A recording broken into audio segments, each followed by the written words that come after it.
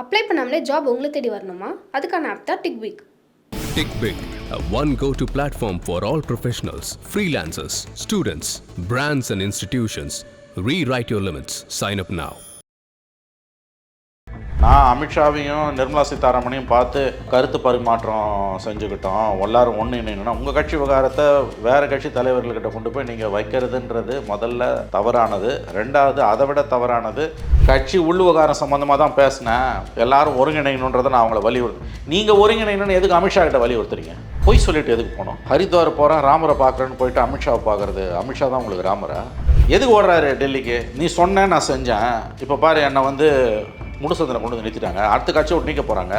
எடப்பாடி செங்கோட்டையன் இடையே நடப்பது என்ன, ஏடிஎம்கேவோட உட்கட்சி பிரச்சனை என்ன எல்லாமே தெரியும். தெரிஞ்சிருந்தும் அமித்ஷா செங்கோட்டையனுக்கு அப்பாயின்மெண்ட் கொடுக்குறாருன்னா அப்போ அதை எப்படி பார்க்குறாரு? பிஜேபி வந்து டபுள் கேம் ஆடுறாங்க. எனக்கு காலையில் வந்த தகவல் என்னன்னா, அவருக்கு அடுத்த ஒரு ஸ்டெப்பு தாங்க பாக்கி.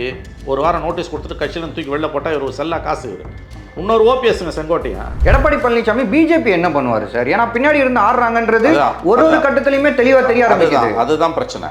இப்போ தான் சரியான இடத்துக்கு வரீங்க. இவ்வளோத்துக்கு பிறகும் செங்கோட்டையனை எடப்பாடி கட்சியில் வைத்திருக்கும் ஒவ்வொரு நாளும் அவருடைய தலைமைக்கு விடப்படக்கூடிய சவால். இப்போ செங்கோட்டையன் இல்லைன்னா ஏடிஎம்கேவோட ரொம்ப ஒரு அவங்களோட கோட்டைன்னு சொல்லலாம், அந்த கோபிச்செட்டிப்பாளையம், ஈரோடு இந்த பகுதியெல்லாம். ஸோ அந்த இடத்துல மீண்டும் ஏடிஎம்கே புத்துணர்ச்சி பெறுவதற்கான வாய்ப்புகள் இருக்கா? நீ எவ்வளோ பெரிய அப்பா டக்கர் கொம்பனாக இருந்தாலும், கொம்பாதி கொம்பனாக இருந்தாலும், நீ ரெட்டையில் இல்லைன்னா நீ செல்லா காசு. இதுவரை பதவியை பறிச்சாங்க. இப்போ அடிப்படை உறுப்பினர் உட்பட அனைத்து பொறுப்புலேருந்தும் வெகு விரைவில் அவர் இடைநீக்கம் சஸ்பெண்ட் பண்ணுவாங்க, அல்லது மொத்தமாகவே நிரந்தரமாக கூட நீக்கலாம். சார் வணக்கம். சார் வணக்கம்.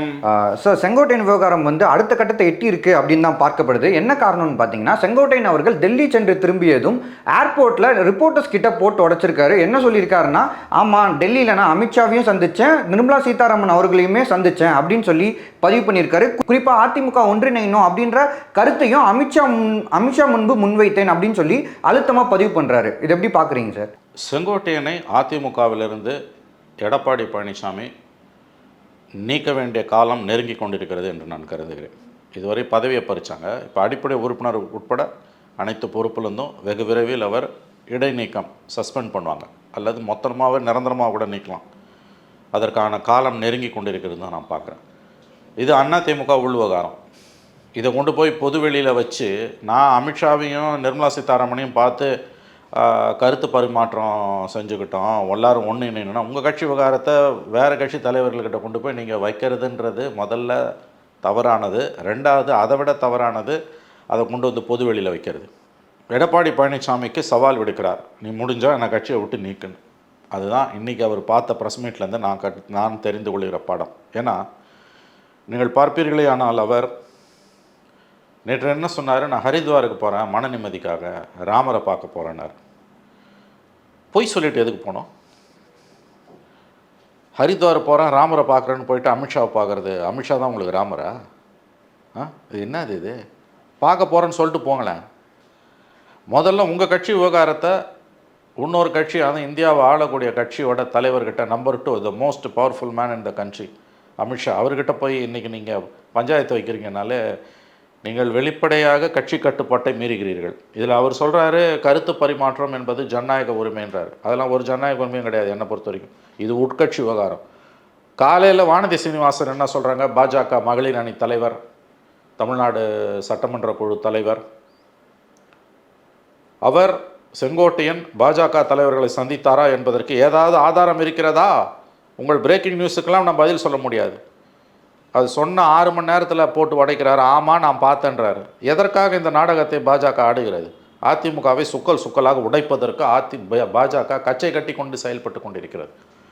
செங்கோட்டையனை அதிமுகவிலிருந்து எடப்பாடி பழனிசாமி நிரந்தரமாக நீக்குவதற்கான காலம் நெருங்கி கொண்டிருக்கிறது என்று தான் நான் பார்க்கிறேன். அப்படித்தான் நான் இந்த விஷயத்தை புரிந்துக்கிறேன். இது வந்து எந்த ஒரு கட்சி தலைமையும் இதை அனுமதிக்காது. இது நேரடியாக எடப்பாடியோட அத்தாரிட்டியை சேலஞ்ச் பண்ணுறது.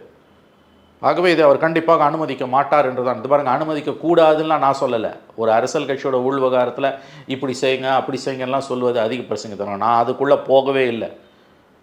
இப்படி செஞ்சால் இப்படி நடக்குன்றேன். அவர் என்ன பண்ணார், அன்றைக்கி நீங்கள் பார்த்துருப்பீங்க, கெடு விதிச்சார். எல்லோரும் என்ன சொன்னாங்க, கெடு விதிச்சோன்னா அவர் இறங்கி வந்துடுவார் பேசுவாருன்னாங்க. நீங்கள் எந்த ஒரு கட்சி தலைவருக்கும் கெடு விதிப்பீர்களே ஆனால் அவர்கள் 99.99 விழுக்காடு உங்களுக்கு எதிராகத்தான் செயல்படுவார்கள். ஏனெனில் இது அவர்கள் சுயமரியாதை சம்பந்தப்பட்டது. அந்த ப்ரெஸ் கான்ஃபரன்ஸ்க்கு கெடு விதிப்பதற்கு முந்தின நாள் வரைக்கும் எடப்பாடி இவர்கள் சொல்லக்கூடிய ஒருங்கிணைக்க வேண்டும் என்ற கோரிக்கைக்கு இணங்கி கீழே இறங்கி வந்திருப்பாரே ஆனால் அது அவருடைய பெருந்தன்மையை காட்டியிருக்கும். ஆனால் கெடு விதித்த பிறகு வந்திருந்தால் அவர் அஞ்சு விட்டார், அவர் பயந்து விட்டார். கெடு விதித்த பிறகு அந்த கெடுவுக்கு உட்பட்டு ஒருவர் செயற்படுவது என்பது அவருடைய பலவீனத்தின் வெளிப்பாடு, அவருடைய அச்சத்தின் அடையாளம். அதனால தான் அவர் 24 ஹவர்ஸில் தூக்கி வெளில போட்டார். கட்சியிலேருந்து போடலை, பொறுப்புகள்லேருந்து போட்டார். இப்போ அவர் அடுத்த கட்டத்துக்கு போகிறார். போய் அமித்ஷாவையும் நிர்மலாவையும் பார்த்துட்டு வந்து, வழக்கமாக இந்த மாதிரி பார்ப்பவர்கள் நான் கோரிக்கை வைத்தேன்னு தான் சொல்லுவாங்க. இப்போ அவர் ஒரு பாயிண்ட் சொல்லார். ரயில்வே மந்திரி வந்தார், அவர்கிட்ட ஏற்காடு எக்ஸ்பிரஸ் சீக்கிரம் புறப்படும் இந்த கதை அழகிறார். இந்த கம்பி கட்டுற வேலையெல்லாம் அங்கே நடக்குது. இதை மட்டும் சொல்லுவாங்க. வழக்கமாக இந்த மாதிரி போகிறவங்க வெளிப்படையாக நான் சொல்கிறது என்னென்னு நீங்கள் புரிஞ்சுக்கணும். தலைவர்களை, பெரிய தலைவர்களை, கூட்டணி கட்சி, ஒரு பெரிய கட்சியோட, நாட்டை ஆளக்கூடிய கட்சியோட அதிமுக கூட்டணியில் இருக்குன்னா அவங்க உள்விவகாரத்தை அந்த கட்சியோட பெரிய தலைவர்கள்ட்ட கொண்டு போகிறாங்கன்னா முதல்ல என்ன சொல்லுவாங்க, நாங்கள் உள்விவகாரத்தை பேசவில்லை, தொகுதி உடன்பாடு, தொகுதி கோரிக்கை சம்மந்தமாக பார்த்துன்னுவாங்க. விஜயகாந்த் கட்சியிலேருந்து எம்எல்ஏ விலைக்கு ஜெயலலிதா கிட்ட 7 எம்எல்ஏ போனான் தெரியும் உங்களுக்கு. ஒவ்வொருத்தரும் ஸ்டாண்டர்ட் டைலாக் விடுவோம். தொகுதி பிரச்சனை சம்மந்தமாக புரட்சித் தலைவர் அம்மாவை பார்த்தேன்னும்.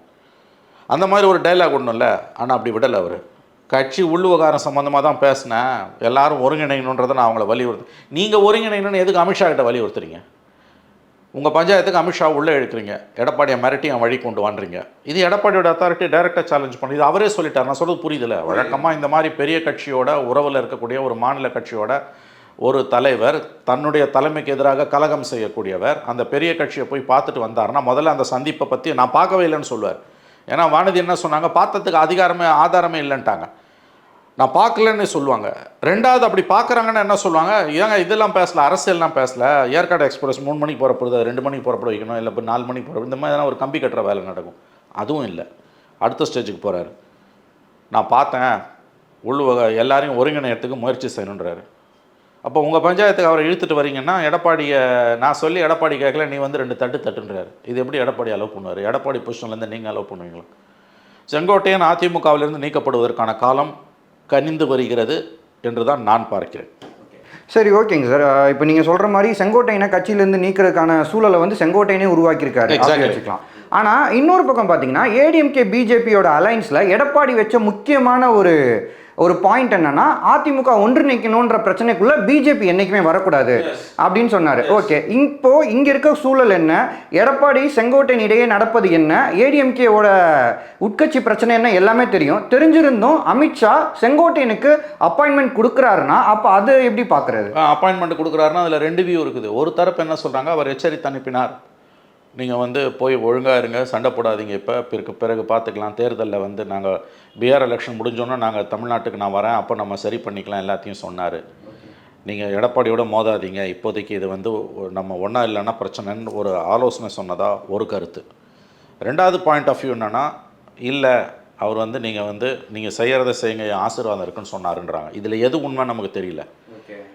உண்மையிலேயே எடப்பாடி நீங்கள் பிரச்சனையை பெருசு பண்ணாதீங்க, இந்த மாதிரி நம்ம பொது வெளியில் இதை கொண்டு வர வேணாம், நம்ம சரி பண்ணலாம், தேர்தல் பீகார் எலெக்ஷன் மொத்த கவனமாக உனக்கு பீகார் எலெக்ஷனில் இருக்குது, அதுக்கு பிறகு நம்ம பார்த்துக்கலாம், நவம்பருக்கு அப்புறம். ஆமாம், நவம்பருக்கு பிறகு பார்த்துக்கலாம். அதனால் போய் ஒழுங்காக கட்சி வேலையை செய்யுங்க, அமைதியாக இருங்க, தலைமைக்கு எதிராக எதுவும் பேசாதீங்க, என்னை பார்த்ததை கூட சொல்லாதீங்கன்னு சொல்லியிருக்கலாம். அப்படி சொல்லியிருந்தா அது வேறு. ஆனால் இவர் வந்து பதிவு பண்ணுறாருன்னா அவங்க ஆசீர்வாதம் எல்லாம் பதிவு பண்ண மாட்டார். அப்போ ஏடிஎம்கே பிஜேபி விளையாடுதுன்னு அர்த்தம். ஓகே, பிஜேபி விளையாடுது. பிஜேபி வந்து டபுள் கேம் ஆடுறாங்க. எனக்கு காலையில் வந்த தகவல் என்னென்னா, அவருக்கு ஆலோசனை சொல்லி அனுப்புனாங்க, நீங்கள் போய் வந்து, ஏன்னா வந்து அவங்க சொல்லி தான் இந்த பிரச்சனையை அவர் கிளப்பினார். ஆர்எஸ்எஸ் லாபி சொல்லி தான் இந்த பிரச்சனையை செங்கோட்டையும் கிளப்புறாரு. இது மறுபடியும் ப்ரூவ் ஆயிருக்கு. ஆர்எஸ்எஸ் லாபி சொல்லி பிரச்சனையை கிளப்புறாரு. ஆனால் எடப்பாடி பொறுப்புலேருந்தெல்லாம் நீக்கின ஒன்று அடுத்த ஒரு ஸ்டெப்பு தாங்க பாக்கி. ஒரு வாரம் நோட்டீஸ் கொடுத்துட்டு கட்சியிலேருந்து தூக்கி வெளில போட்டால் இவர் செல்லா காசு. இவர் இன்னொரு ஓபிஎஸ்ங்க செங்கோட்டையன். ஆல்ரெடி ஆதரவாளர்கள்லாம் இன்னைக்கு காலையில் சேலத்தில் எடப்பாடி போய் சந்திக்கிறாங்க. நான் கேட்குறேன், ஆதரவாளர்களுக்கான அளவுகோல் எம்எல்ஏஸ். இந்த மட்டம், மாவட்டம், சுழல், சதுரம்லாம் கிடையாது, எம்எல்ஏ தான். ஒரு எம்எல்ஏ செங்கோட்டையன் பக்கம் இருந்தால் கூட அவர் உண்மையிலே சேலஞ்சர்னு அர்த்தம். அவர் எக்ஸ்எம்பி, அந்த அம்மா ஒரு சத்யபா, அந்த லேடி இருக்காங்க, பட் அவங்க எக்ஸ்எம்பி. அவங்க அந்த அம்மா ஒன்றும் சிட்டிங் எம்பி இல்லை. அந்த அம்மா சிட்டிங் எம்பியாவோ சிட்டிங் எம்எல்ஏவோ இருந்தாங்கன்னா இன்னைக்கு கதை வேறு. எஸ், செங்கோட்டையன் சேலஞ்சர்னு சொல்லலாம். பதவியில் இருக்கக்கூடியவங்க எம்எல்ஏ எம்பியாக இருக்கக்கூடியவங்க ஒருத்தர் கூட உங்கள் கூட இல்லைன்னா நீங்கள் வந்து வீக்காக இருக்கீங்கன்னு அர்த்தம். பார்த்துட்டு வந்து அவங்க எம்எல்ஏ சொல்கிறாங்க, மாநில தலைவர் அந்தஸ்துக்கு மேலே தேசிய மகளிர் அணி தலைவராக இருக்கக்கூடிய வானதி சொல்கிறாங்க, வானதி சீனிவாசன், அவர் பார்த்ததுக்கான எந்த ஆதாரமும் உங்ககிட்ட இருக்கா, அது பார்க்கவே இல்லைன்றாங்க. பிரேக்கிங் நியூஸ்க்கு நான் பதில் சொல்ல முடியாதுன்றாங்க. அதையே வந்து இன்றைக்கி ஏர்போர்ட்டில் இறங்கி நான் பார்க்கலன்னா ஹரித்வாருக்கு தான் போயிட்டு வந்தேன், நான் எங்கேயும் போகல, நான் யாரையுமே பார்க்கல, நோ பொலிட்டிக்கல் மீட்டிங், நான் அமித்ஷாவையும் பார்க்கல, யாரையும் பார்க்கல, நான் அது தவறான தகவல், பிரேக்கிங் நியூஸ்க்காக நீங்கள் பண்ணுறீங்க, உண்மையிலே நான் யாரையும் பார்க்கல அப்படின்னு சொல்லியிருந்தாருன்னா இன்றைக்கி நீங்கள் நானும் பேச முடியாது. ஆனால் அவர் என்ன சொல்கிறாரு, ஆமாம் நான் பார்த்தேன், ஒருங்கிணையதை வலியுறுத்தணும். ஒருங்கிணையதை நீ அமித்ஷா கிட்ட போய் வலியுறுத்துறான்னா என்ன அர்த்தம்?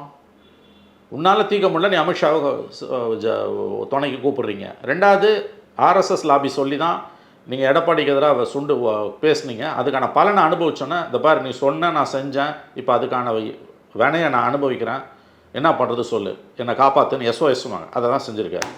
ஓகே சார், இப்போது எடப்பாடி பழனிசாமி அவர்கள் செங்கோட்டையனோட கட்சி பதவியை பறிக்கிறாரு, நாளைக்கு கட்சியை விட்டே தூக்குவார், அது எல்லாமே அவரால் முடியும். ஆனால் இப்போ அவர் எடப்பாடி பழனிசாமி பிஜேபி என்ன பண்ணுவார் சார்? ஏன்னா பின்னாடி இருந்து ஆடுறாங்கன்றது ஒரு கட்டத்துலையுமே தெளிவாக தெரிய ஆரம்பிக்குது. அதுதான் பிரச்சனை. இப்போ தான் சரியான இடத்துக்கு வரீங்க. அப்போ என்ன பண்ணுவாங்க, அவங்க தாக்குதல் இன்னும் அதிகரிக்கிறாங்கன்னா ஒரு கட்டத்தில் இவர் தான் முடிவு செய்யணும். இது வரைக்கும் ஒரு மந்திரி செங்கோட்டையனுக்கு ஆதரவாக பேசல, இது வரைக்கும் ஒரு எம்எல்ஏ சிட்டிங் எம்எல்ஏ அவருக்கு ஆதரவாக பேசல சார். நீக்கிட்டாங்க 1000 பேர்கிட்ட செங்கோட்டையன் ஆதரவாளர்கள் இல்லைங்க, 1000 பேர் 900 பேர் 2000 பேர் நீக்கிட்டாங்க, சேர்ந்துக்கிட்டாங்களாம். நான் கேட்குறது சிட்டிங் எம்எல்ஏ யாராவது ஒருத்தன் போனானா? இல்லை. அப்புறம் என்ன இல்லை, ஆதரவாளர்கள் இன்னைக்கு போய் என்ன சொல்கிறாங்க, நாங்கள் கட்சி விட்டுலாம் விலகலை. ஏன் நீ எவ்வளோ பெரிய அப்பாட்டக்கராக இருந்தாலும் ரெட்டை இல்லை இல்லைன்னா நீ செல்லா காசு. திருநாகர் அந்த காலத்தில் சொல்லுவார், அம்மா ஒன்று மற்றெல்லாம் சைபர்னுவார். அம்மா ஒன்று மற்றெல்லாம் சைபர் அதிமுகவில். இப்போ ரெட்டையில் தான் ஒன்று, மற்றதெல்லாம் சைபர் தான். ஓபிஎஸ் கதை என்ன ஆச்சு? கீழ்கோர்ட்டு மேல்கோர்ட்டு சுப்ரீம் கோர்ட்டு ஹைகோர்ட்டு கீழ்கோர்ட்டு செஷன்ஸ் கோர்ட்டு, ஊரில் இருக்க எல்லா கோர்ட்டுக்கும் மேலே என் கீழையும் படம் எடுத்தார் 3 வருஷம். சில பல கோடிகளை செலவு பண்ணியிருப்பார் வக்கீலுக்கு, இல்லையா? இன்னைக்கு எங்கே நிற்கிறாரு? தனி மரம் செங்கோட்டையன், ஒரு தனி மரம். ஓபிஎஸ் வழியில் பயணம் செங்கோட்டையனை தொடர்கிறது. பாஜகவை நம்பினால் தெருவுக்குத்தான் வர வேண்டும் என்பதை ஓபிஎஸ்ஸை பார்த்தும் செங்கோட்டையன் புரிந்து கொள்ளவில்லை என்றால் அவரை யாராலையும் காப்பாற்ற முடியாது. நான் நினைப்பது என்னவென்றால், என்னுடைய அனுபவத்தில் நான் சொல்லுகிறேன், நான் தவறாக கூட இருக்கலாம். இவ்வளோத்துக்கு பிறகும் செங்கோட்டையனை எடப்பாடி கட்சியில் வைத்திருக்கும் ஒவ்வொரு நாளும் அவருடைய தலைமைக்கு விடப்படக்கூடிய சவால். நீங்கள் ஓப்பனாக ரிவோல்ட் பண்ணிட்டீங்க, பண்ணது இல்லாமல் வந்து பிஜேபி கிட்ட கொண்டு போய் உங்கள் பஞ்சாயத்தை வைக்கிறீங்க. அது இன்றைக்கி தாங்கள் சொல்படி கேட்காத கட்சிகளை பிஜேபி எப்படி பாடாய்படுத்துகிறது என்பது தெரியும். இதை முளையிலேயே எடப்பாடி கிள்ளி எறியவில்லை என்றால் செங்கோட்டையனுக்கு ஆதரவு கூடும். அதனால் எடப்பாடியோட அரசியலை அறிந்தவர்கள் என்ற முறையில் நான் சொல்லுகிறேன், இதற்கான எதிர்வினை கண்டிப்பாக வெகு விரைவில் இருக்கும். பிஜேபிக்கான எதிர்வினைன்றது பிஜேபிக்கு அதுதான், அது அடுத்தடுத்த கட்டத்துக்கு போகும். அது அவங்க முழுவதும் இந்த பக்கம் அவங்க ஒரு விளையாட்டை விளையாடுறாங்க, உசுப்பி விட்டு விளையாடுறாங்க. அன்றைக்கி ஓபிஎஸ்ஸை உசுப்பி விட்டு குருமூர்த்தி சொல்லி நடுத்தருக்கு வந்து எந்த முதலமைச்சராக நடுத்தரில் உட்காந்தாருன்னா பண்ணுவோம். நாங்கள் யோசிச்சு பாருங்கள், எங்கேயாவது இந்த அநியாயம் நடந்திருக்கா? கட்சிக்குள்ளே செல்லா காசு அப்படின்னு ஆன உடனே பதவியில் இருக்கக்கூடிய ஒரு முதலமைச்சர் போய் உட்காந்து தர்ம யுத்தம். பலன் என்ன ஆச்சு? தூக்கி வெளில போட்டாங்க 6 மாதம். அதுக்கு பிறகு மோடி கம்பல்ஸ் பண்ணி தானே கை கோத்து வச்சாங்க. அதுக்கப்புறம் 4 வருஷம் ஒழுங்காக தானே இருந்தீங்க. அதுக்கப்புறம் 4 வருஷம் நீங்கள் அமைதியாக தான் இருந்தீங்க, இறங்கி தானே இருந்தீங்க. அதுக்கப்புறம் தேர்தலில் தோற்று எதிர்கட்சி ஆன பிறகு அவர் எதிர்கட்சி, நீங்கள் துணை எதிர்கட்சி தலைவராக தானே இருந்தீங்க. அப்புறம் என்ன திடீர்னு சுயமரியாதை பொத்துக்குன்னு வருது? எல்லாமே குருமூர்த்தி சொல்லி நடந்தது. இன்றைக்கி தெருவில் நிற்கிறீங்க. செங்கோட்டையன் அடுத்த விக்டிம். குருமூர்த்தி சொன்னால் நீ நடுத்தருக்கு தான் வரணுன்றதை ஓபிஎஸ்ஸை பார்த்தும் செங்கோட்டையன் கற்றுக்கல. இன்னொருத்த அனுபவத்துலேருந்து கற்றுக்கிறவன் தான் புத்திசாலி, தான் அனுபவத்துலேருந்து கற்றுக்கிறவன் முட்டாள். செங்கோட்டையன் புத்திசாலியாக முட்டாளான்றதை வரும் நாட்களில் எடப்பாடி உணர்த்துவார். இது வந்து ரொம்ப அதிகமான விஷயம் தம்பி. அதாவது எந்த ஒரு தலைவரும் எடப்பாடி பொசிஷன் இருந்தாங்கன்னா இதை ரசிக்க மாட்டாங்க. உங்கள் பஞ்சாயத்தை கொண்டு போய் நீ அமித்ஷா கிட்ட வைக்கிறான்னா எடப்பாடியோட அத்தாரிட்டியை ஓப்பனாக சேலஞ்ச் பண்ணுறது. நான் கேட்குறேன், இன்றைக்கி திமுகவில் இதே மாதிரி ஒரு சுச்சுவேஷன் வருது. மத்தியில் காங்கிரஸ் அதிகாரத்தில் இருக்குது, இப்படி வச்சுக்கோங்க. நீங்கள் இங்கே இருக்கக்கூடிய ஒரு மந்திரி KN நேரு போய் அங்கே இப்போ வந்து உள்துறை அமைச்சர் யாரோ ஒரு எக்ஸ் இருக்கார் காங்கிரஸில், அவரை பார்த்து எல்லாம் புலம்புறாருன்னு வச்சுக்கோங்க. அடுத்த நிமிஷமே திமுகலேருந்து ஒரு நிற்க தூக்கி எறியப்படுவார். அடுத்த நிமிஷம். எந்த கட்சியும் அதை ரசிக்காது, ஞாபகம் வச்சுக்கோங்க. இது ஓப்பனாக சேலஞ்சு பண்ணுறது. கட்சிக்கான சுயமரியாதைன்னு ஒன்று இருக்குல்லங்க. அதிமுகவோட சுயமரியாதைன்னு ஒன்று இருக்குல்லங்க. 1000 தப்பு 1000 பிரச்சனை இருக்கலாங்க. நீ உள்ளே இருந்து சண்டை போடு. நீ வெளியில் கொண்டு போகிற பிரச்சனைன்னா சில சமயங்களில் ஒஸ்ட் கேஸ் சினாரியில் வெளியில் கூட கொண்டு போகலாம். ஆனால் அதை போன உட்கட்சி பிரச்சனையை பேசின கருத்து பரிமாற்றம் ஜனநாயகம் ஒன்றிணைய வலியுறுத்தம். ஒன்றிணைய அமித்ஷா கிட்டதுக்கு நீ வலியுறுத்துற, அது இங்கே பேச வேண்டிய பிரச்சனை. அமித்ஷா கிட்ட நீங்கள் வலியுறுத்துறீங்கன்னா அமித்ஷாவை வாண்டுறீங்க, இடி சிபிஐ எல்லாம் எடுத்துகிட்டு வாண்டுறீங்க. இது எப்படி எடப்பாடி, இது எடப்பாடி அலோவ் பண்ணாலும் எடப்பாடியோட பலவீனத்தை காட்டுது. சார், அடுத்தடுத்த கட்டமாக செங்கோட்டையன் மாதிரியே இன்னும் ஒரு சில மினிஸ்டர்ஸ் வந்து வெளியே வந்து பேசுவதற்கான வாய்ப்புகள் இருக்கு. அதிமுகவை ஒன்றிணைப்பது குறித்து எடப்பாடிக்கு எதிராக பேசக்கூடிய வாய்ப்புகள் இருக்கு அப்படின்னு சொல்றாங்க. அது எப்படி இருக்கலாம்? வந்ததுன்னா அப்போ தான் கிளைமாக்ஸ். இது வரைக்கும் வரல, வராத வரைக்கும் நம்ம பேச முடியாது. வந்ததுன்னா அப்போ பேசணும். இது வரைக்கும் வரல. நாங்கள் 6 முன்னாள் அமைச்சர்கள் வலியுறுத்தணும்னு செங்கோட்டையன் தான் திரும்ப திரும்ப சொல்கிறாரே தவிர அந்த அமைச்சருக்கு 5 பேரில் ஒருத்தர் கூட வாய் திறக்கல. வேலுமணி, தங்கமணி, நத்தம் விஸ்வநாதன், கேபி அன்பழகன், சிவி சண்முகம் 5 பேரும் இது வரைக்கும் வாய் திறக்கல. 5 பேரும் வாய் திறக்கல. நான் ப்ரெஸ் மீட்டியை பார்க்கலன்னு தங்கமணி ஓடுறாரு. அப்போ இந்த லெவலில் தான் கட்சி இருக்குது. இது வரைக்கும் அதிகாரப்பூர்வமாக யாரும் சேலஞ்ச் பண்ணாத வரைக்கும் செங்கோட்டையன் சொல்கிறதுக்கு எந்த ஆதாரமும் கிடையாது. சார், குறிப்பாக இந்த செங்கோட்டையனோட ப்ரெஸ் மீட்க்கு அப்புறம் ஒரு நியூஸ் ஒன்று படித்தேன் சார், தினமலரில். அதில் என்ன சொல்கிறாங்கன்னா, எடப்பாடி வந்து செங்கோட்டையன் கட்சி பதவிகளை பறித்தது வந்து அது வந்து பிஜேபிக்கு ஒரு மெசேஜ். திரும்ப வந்து அதிமுக ஒன்றிணைணும் இந்த மாதிரி ஏதாவது கோரிக்கையை பிஜேபி எடுத்துகிட்டு வந்தாங்கன்னா, லைக் செங்கோட்டையன் மாதிரி எடுத்துகிட்டு வந்தாங்கன்னா கூட்டணியில் பிளவு ஏற்படும். அவர் ரொம்ப ஈஸியாக அதுக்கப்புறம் விஜயோட கூட்டணி வச்சு ஃபர்தராக மூவ் பண்ணிக்குவாங்க அப்படின்றாங்க. இந்த ஒரு சூழல் உருவாக வாய்ப்பு இருக்கா? இந்த 2வது பார்ட்டு விஜயோட போகிறதுக்கு வாய்ப்பு இருக்கான்னா அதை நம்ம மறுக்க முடியாது. அதுக்கு முதல்ல அவர் பிஜேபி விட்டு வெளியில் வரணும். பிஜேபி விட்டு வெளியில் வந்தார்னா அதுக்கு வாய்ப்பு இருக்குது. பிஜேபியில் இருக்க வரைக்கும் அது வாய்ப்பு கிடையாது. பிஜேபி விட்டு வெளியில் வந்தால் அதுக்கு வாய்ப்பு பிரகாசமாக இருக்குது. ஆனால் 100% நம்ம எதுவுமே சொல்ல முடியாது. அது ஒன்று. இது 2வது. முதல் பார்ட்டு தினமலரில் வந்திருக்கிறது, இது பிஜேபி கொடுத்த மெசேஜ்ன்றது 100% கரெக்ட். அதனால தானே அவர் டெல்லிக்கு ஓடுறாரு. எதுக்கு ஓடுறாரு டெல்லிக்கு? நீ சொன்ன நான் செஞ்சேன், இப்போ பாரு என்னை வந்து முடிசந்தில் கொண்டு வந்து நிறுத்திட்டாங்க, அடுத்த கட்சியை விட்டு நீக்க போகிறாங்க, என்னை கட்சியை விட்டு நீக்காமல் எப்படியாவது காப்பாற்றுங்கன்னு SOS தான் அவர் அங்கே போனது. ஆனால் போயிட்டு வந்தவர் நான் நினச்சேன் அவர் அரசியல், அதுவும் வானதி சொன்ன பிறகு நான் என்ன நினச்சேன்னா, அவர் நிச்சயமாக வந்து இதை நான் சந்தித்தேன்னு சொல்ல மாட்டார். ஏன்னா இவர் போனது தன்னை காப்பாற்ற சொல்லி. இவர் என்னமோ நினச்சிட்டு சேலஞ்சு பண்ணாருங்க. பொறுப்புலேருந்தெல்லாம் நீக்கினது கட்சியோட அடிப்படை உறுப்பினர்தான் நீக்கிறதுக்கான முதல் படி. என்னை காப்பாற்றுங்கன்னு சொல்லி தான், நீ சொல்லி நான் செஞ்சேன், நடுத்தருக்கு வந்துட்டேன், என்னை காப்பாற்று அப்படின்னு போய் நிற்கிறாரு. அதனால் அவர் வந்து நான் அரசியல் பேசலை, ஏதோ ஏற்காடு எக்ஸ்பிரஸ்ஸு, அப்புறம் வந்து அங்கே வந்து பிக் பாக்கெட் ரொம்ப அடிக்கலாம் ஈரோடில், அதுக்கு வந்து சட்டம் ஒழுங்கை பற்றி நீங்கள் வந்து மாநில அரசு உத்தரவு போடணும், நேரடியாகவே வந்து இல்லாட்டி கட்டுப்பாட்டில் எடுத்துக்கணும், ஈரோடில் வந்து இந்த மாதிரி வந்து பிக் பாக்கெட்டு தாலியாக இருக்கிறதெல்லாம் அதிகமாகுது, நீங்கள் தான் சட்டம் ஒழுங்கை பராமரிக்கணும்னு எடப்பாடி கிட்ட அமித்ஷா கிட்ட கோரிக்கை வைப்பார் அப்படின்னு நினச்சேன்.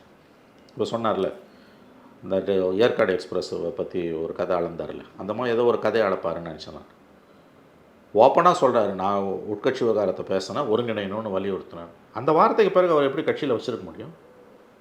உங்களை கட்சியிலேருந்து பொறுப்புலேருந்து நீக்கின பிறகு நம்பர் 1 மோடி, நம்பர் 2 அமித்ஷா. அமித்ஷா தான் நிர்வாகத்தை பொறுத்த வரைக்கும், அரசியல் விவகாரங்களை பொறுத்த வரைக்கும் அவர் தான் நம்பர் 1. மோடி நிர்வாகத்துக்குன்னா அந்த அமித்ஷாவை போய் பார்த்து அதிமுக உள்விவகாரத்தை பஞ்சாயத்தை கொண்டு போய் வச்சு ஒருங்கிணைணுன்னா என்ன பண்ணணும்னு கேட்குறீங்க? அமித்ஷா கிட்ட ஒரு கோரிக்கை வைக்கும்போது இந்த தகவலை சொல்கிறதுக்கு மட்டும் நீங்கள் போகல, அவர்கிட்ட உங்களுக்கு ஒரு கோரிக்கை இருக்குல்ல, இதை செய்யுங்க, இன்னதை செய்யுங்கன்னு நீங்கள் கேட்டிருப்பீங்கள்ல, அது என்ன இது? அப்போ என் கட்சி விஷயத்தில் நீ காலை விடு, தலையை விடுன்றது. இது எப்படி எடப்பாடி அனுமதிப்பார்? 100% தினமலரில் வந்த நியூஸ் கரெக்ட். அந்த பொறுப்புகளை பறிச்சதுன்றது பிஜேபி கொடுக்குற மெசேஜ். தலையிடாத, எங்கள் உள்விவகாரத்தில் நீ தலையிடாத. பிஜேபி அதிமுகவை சுக்கலாக உடைக்க பார்க்குறான். எடப்பாடி தீவிர நடவடிக்கைகளை எடுத்து எவ்வளவு சீக்கிரமாக செங்கோட்டையனை தூக்கி வெளியில் போடுறாரோ அது மற்றவங்களுக்கு ஒரு வார்னிங்காக இருக்கும். இதை வளர விட்டார்னா நீங்கள் சொன்ன மாதிரி மற்ற மந்திரிகளோட முன்னாள் அமைச்சரோட குரல்கள் எழுவதற்கு வாய்ப்பு இருக்குது. Okay sir, last question sir. இப்போது அந்த பகுதியில் இப்போ செங்கோட்டையன் வந்து பிரச்சனையாக அவர் பதவிகள் எல்லாமே பறிக்கப்பட்டிருக்கலாம். அந்த பகுதிகளில் இப்போ செங்கோட்டையன் இல்லைன்னா ஏடிஎம்கேவோட ரொம்ப ஒரு அவங்களோட கோட்டைன்னு சொல்லலாம், அந்த கோபிச்செட்டிப்பாளையம், ஈரோடு இந்த பகுதியெல்லாம். ஸோ அந்த இடத்துல மீண்டும் ஏடிஎம்கே புத்துணர்ச்சி பெறுவதற்கான வாய்ப்புகள் இருக்கா? இல்லைங்க, இந்த கேள்விக்கு என்கிட்ட முறையான பதில் இல்லைங்க. ஏன்னா என்கிட்ட தரவுகள் இல்லை, நான் வெளிப்படையாக சொல்கிறேன். பட் ஓரளவு பருந்து பார்வையில் பார்க்கும்போது நான் ஒரு விஷயம் சொல்கிறேன். அந்த கட்சியை பொறுத்த வரைக்கும் ரெட்டையில் எங்கே இருக்குதோ அங்கே தான் ஓட்டு. ராம இருக்க இடம் தான் சீதைக்கு அயோத்தி, ரெட்டையில் இருக்க இடம் தான் அதிமுக கட்சி. புரியுதா? நீ எவ்வளோ பெரிய அப்பா டக்கர் கொம்பனாக இருந்தாலும் கொம்பாதி கொம்பனாக இருந்தாலும் நீ ரெட்டையில் இல்லைன்னா நீ செல்லா காசு. அதுவும் இவர் வந்து எந்த காலத்துலேயும் ஒரு அதிகார மையமாக இருந்தவர் கிடையாது. மீடியா இதை ஊதி ஊதி பெருசாக்குது. அதிமுக விட்டு வெளியில் போனார்னா அடுத்த நிமிஷம் ஒரு செல்லா காசுங்க, எழுதி வச்சுக்கோங்க. இன்றைக்கி ஓபிஎஸ் கதி தான் செங்கோட்டையனுக்கு. அவர் ஸ்மார்ட்டாக எடப்பாடி பண்ணும்போது பொறுப்புலேருந்து நீக்கினது, அடுத்து கட்சி விட்டு தூக்க போகிறாருங்க. அதை காப்பாற்றுறதுக்கு தான் அவர் போய் வந்து என்னை காப்பாற்றுங்கன்னு வந்து ஆபத் பாண்டவனா அமித்ஷா வந்து தன்னை காப்பாற்றணும் SOSவாங்க, சேவ் அவர் சோல்ஸ். நீ சொன்ன நான் செஞ்சேன், என்னை கொண்டு வந்து போய் விட்டாங்க முடிச்சந்தில், அடுத்து மொத்தமாக காலி பண்ண போகிறானுங்க, ஏதாவது பண்ணுன்னு போய் கேட்குறாரு. ஆனால் அதை வந்து வெளியில் போட்டு உடச்சிட்டார். எனக்கு தெரிஞ்சுங்க இந்த ப்ரெஸ் கான்ஃபரன்ஸுக்கு ஒரு எதிர்வினை இருக்கும். எடப்பாடி வந்து இதை அமைதியாக விட மாட்டார். இது அப்படியே விட்டால் இன்னும் 4 மந்திரி பேசுவாங்க. என்ன வேணும் உங்களுக்கு? ஒன்று சேரணும்னா ஒன்று சேர்றதுன்றது அட் வாட் காஸ்ட்? ஒரு பக்கம் சசிகலா நான் தான் பொதுச் செயலாளர்னு அறிக்கை விட்டுருக்காங்க, அந்தம்மா உள்ள சேர்ப்பியா? ஓபிஎஸ் வந்து கேஸ் மேலே கேஸ் போட்டு ஒரு கேஸை கூட வாபஸ் வாங்கலை. நீதிமன்றத்தில் தோற்று போனவரை நீ நீதிமன்றத்துக்கு தானே போன, அங்கேயே போத்துக்கோ, பிரச்சனையா? அப்புறம் இதுக்கு இங்கே வர பொலிட்டிக்கலாக? டிடிவி தனி கட்சி ஆரம்பிச்சு போயிட்டாருங்க. இவங்க 2 பேராவது ஒரு லிஸ்ட்டில் சேர்க்கலாம், ஓபிஎஸ் சசிகலா. டிடிவியை எந்த லிஸ்ட்டில் சார் சேர்ப்பீங்க? அவர் தனி கட்சி ஆரம்பிச்சு போயிட்டார். அதிமுக எக்கேடு கட்டு போனால் டிடிவிக்கு என்ன கவலை? அவர் எதுக்கு ஓபிஎஸ்க்காக பேசணும், பிரிஞ்சு போனவங்களுக்காக பேசணும்? இட் இஸ் நாட் ஹிஸ் ஜாபுங்க. இது எல்லாமே முரண்பாடாக இருக்குல்ல, நீங்கள் யோசிச்சு பாருங்க. நீ எதுக்கு இவங்களெல்லாம் ஒன்று சேர்க்கணும்? அவசியமே இல்லையா எடப்பாடிக்கு? நீங்கள் அவர் ஆங்கிள்லேருந்து பாருங்கள். ஆனால் கட்சியோட ஆங்கிள்லேருந்து ஆங்கிள்லேருந்து இந்த இந்த இந்த 3 பேரும் நீங்கள் இவங்களாம் வந்து நீங்கள் வந்து 29 வருஷமாக கட்டி ஆண்டவங்க. சசிகலா 4 வருஷம் ஜெயிலுக்கு போயிட்டு வந்தோன்னு பழைய அதிகாரம் எப்படிங்க இருக்கும் உங்களுக்கு? அது எப்படி பிஜேபி அலோவ் பண்ணும்? இவ்வளோ நாள் இல்லாமல் 450 கோடி சிபிஐ கேஸை பற்றின நியூஸ் எதுக்கு டைம்ஸ் ஆஃப் இந்தியாவில் வருது? எப்பயோ நடந்ததுங்க, 9 வருஷத்துக்கு மேலே நடந்தது டிமானிட்டைசேஷனில் ஜெயலலிதா ஹாஸ்பிட்டலில் இருக்கும்போது 450 கோடி கேஷாக கொடுத்து ரைஸ் மில்லில் வாங்கினாங்கன்றது பழைய கேஸ், சிபிஐ கேஸ். அது எதுக்கு இப்போ பொதுமக்கள் மத்தியில் கொண்டு வந்து வைக்கிறான்? ஒழுங்காக இருங்க, இல்லைன்னா மறுபடியும் ஜெயிலுக்கு போவீங்க. இன்னொன்று சொல்கிறேன், சசிகலா மேலே 96 ஜூனில் போட்ட முதல்ல போட்ட கேஸு 96 ஜூனில் அரெஸ்ட் பண்ணி 2097 ஏப்ரலில் தான் வெளில வந்தாங்க. 10 மாதம் அந்த மாதம் சிறையில் இருந்தாங்க. சிதம்பரம் பீரியடில், எங்கள் கலைஞர் பீரியட்.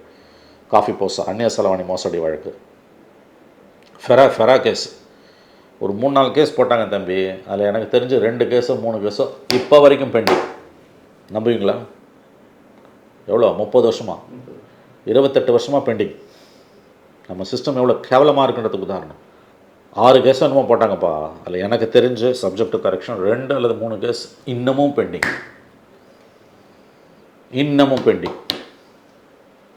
டைட் பண்ண ஆரம்பிக்கிறான் ஸ்க்ரூவை. பார்த்தீங்களா?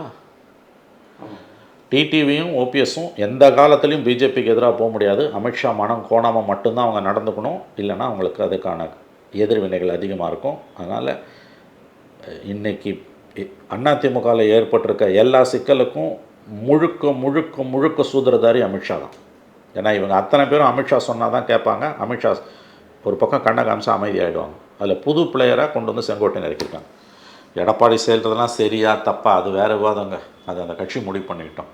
பிஜேபி எதுக்கு உள்ளே பூந்து இந்த வேலையை ஆரம்பிக்கிறோம்? ப்ரெஸ் மீட்டு ஏப்ரல் 11 இங்கே நடக்குது. எங்கள் ஐடிசி ஹோட்டல்லையா? என்ன சொல்கிறார் அமித்ஷா? சாயங்காலம் 5:30 மணிக்கு இந்த பக்கம் எடப்பாடி, இந்த பக்கம் அண்ணா. எடப்பாடிக்கு நேतृत्वமே தமிழ்நாடுமே என்டிஏ சர்க்கார் பனேகா. எடப்பாடி பழனிசாமி தலைமையில் தமிழ்நாட்டில் என்டிஏ அரசு அமையும். இது அவரோட வார்த்தை. அதுக்கு பிறகு அவர் எங்கேயுமே எடப்பாடி பேரை சொல்ல ஒத்துக்கிறேன்.